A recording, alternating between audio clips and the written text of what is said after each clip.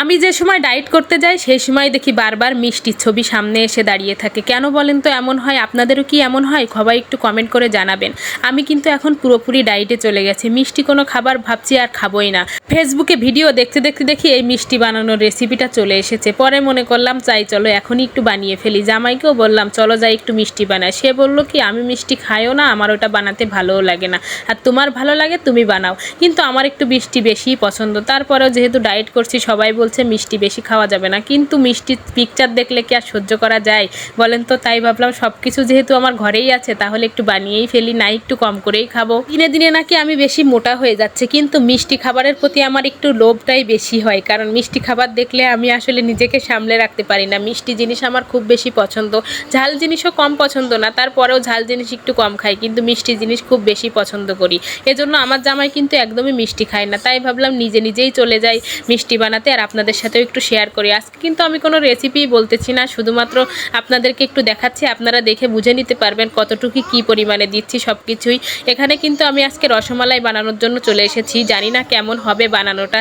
তারপরে খুব ভয়ে ভয়ে বানাচ্ছিলাম, কারণ জামাই আবার বলছিল যে তুমি বানাতে পারবে না। আমি বললাম আমি চেষ্টা করে দেখি, চেষ্টা করলে মানুষ আবার পারে না এমন কোনো কাজ আছে? তাই চেষ্টা করে দেখলাম যে মাশাআল্লাহ অনেক বেশি টেস্টি হয়েছিল, এমনকি অনেক সুন্দরও হয়েছিল।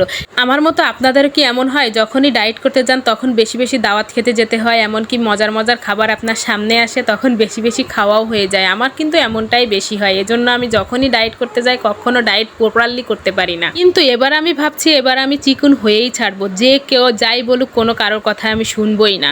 আর এদিকে দেখেন হাঁড়িতে আমি কিন্তু দুধ জাল করে নিচ্ছি খুব বেশি পরিমাণে, কারণ মিষ্টিগুলা যেহেতু দুধে ডুবু ডুবু থাকবে সেহেতু দুধ তো একটু বেশি পরিমাণে দিতে হবে। আমার জামাই বলছিল তুমি এটা নষ্টই করে ফেলবে, তুমি বানাতেই পারবে না। আমি বলছি তুমি একটু দেখো না আমি কি করি। সে বলছিল তোমার কাজে তো আমি সব সময় হেল্প করে দিই, আজকে আমি হেল্প করব না, দেখি তুমি আমার হেল্প ছাড়াই কতটুকু কি করতে পারো। কিন্তু আজকে তার হেল্প ছাড়াই কিন্তু আমি কাজটা পুরোপুরি সুন্দরভাবে করতে পেরেছি। এমনকি কাজটা এত সুন্দর হয়েছিল যে সে পরে অবাক হয়ে গেছে যে তোমার মিষ্টি এত সুন্দর কেমন করে হলো, এটা আমার বিশ্বাসই হচ্ছে না, তুমি তো প্রতিনিয়ত একটা জিনিস নষ্ট করে ফেলো শুধু।